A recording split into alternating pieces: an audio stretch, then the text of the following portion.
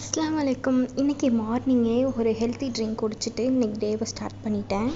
அதுக்கப்புறமா மார்னிங் டிஃபன்னா எல்லாருக்கும் தோசை ஊற்றி கொடுத்துட்ருந்தேன். அப்படியே நிஜமாக அந்த வெயில் காலத்தில் இந்த கிச்சனுக்குள்ளே நிற்கவே முடியலை. அதுவும் இந்த தோசை ஊற்றுறப்பலாம் அப்படியே டென்ஷன் ஆகுது எனக்கு ரொம்ப. ஒரு ஆளுக்கு ஊற்றுனா கூட பரவாயில்ல, நான் 3 பேருக்கு ஊற்றி எனக்கும் வேறு ஊற்றிக்கணும். ஒரு ஆளே 4-5 கிட்ட சாப்பிட்றாங்க. அப்போ என் நிலைமை யோசிச்சு பாருங்கள். இப்போ உள்ள லைஃப் ஸ்டைல்லலாம் நம்ம அதிகமாக மார்னிங் அதுக்கப்புறமா நைட்டு நம்ம சாப்பிட்ற சாப்பாடு என்னென்னா அதிகமாகவே இந்த தோசை இட்லியில் தான் இருக்குது. அது ஏன் தான் இந்த தோசை எல்லாருக்கும் அவ்வளோ பிடிக்குதுன்னு தெரில. ஆனால் இது ரொம்பவே அன்ஹெல்த்தியான ஒரு ஃபுட்டுன்னு தான் நான் சொல்லுவேன். அதுக்கப்புறமா மிஷினில் துணி போட்டிருந்தேன். அதெல்லாம் காய வச்சுட்டு கொஞ்ச நேரம் அப்படியே பால்கனியில் நின்று அப்படியே வேடிக்கை பார்த்துட்டு இருந்தேன். அவ்வளோ வெயில். பட் இதில் டிம்மாக இருக்க மாதிரி இருக்குல்ல, அது ஃபில்ட்ரு தான், வேறு ஒன்றும் இல்லை.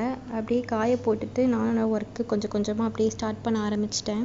இன்ஸ்டாவில் இப்போலாம் அடிக்கடி வர ஒரு விஷயம் இந்த ஃபுட்டு தான். இந்த ஃபுட்டுக்கு வந்துட்டு இந்த எக்ஷல் தான் அதிகமாக யூஸ் பண்ணுறாங்க. நாமளும் ட்ரை பண்ணலான்னு சொல்லி அதை காய வச்சுருந்தேன்.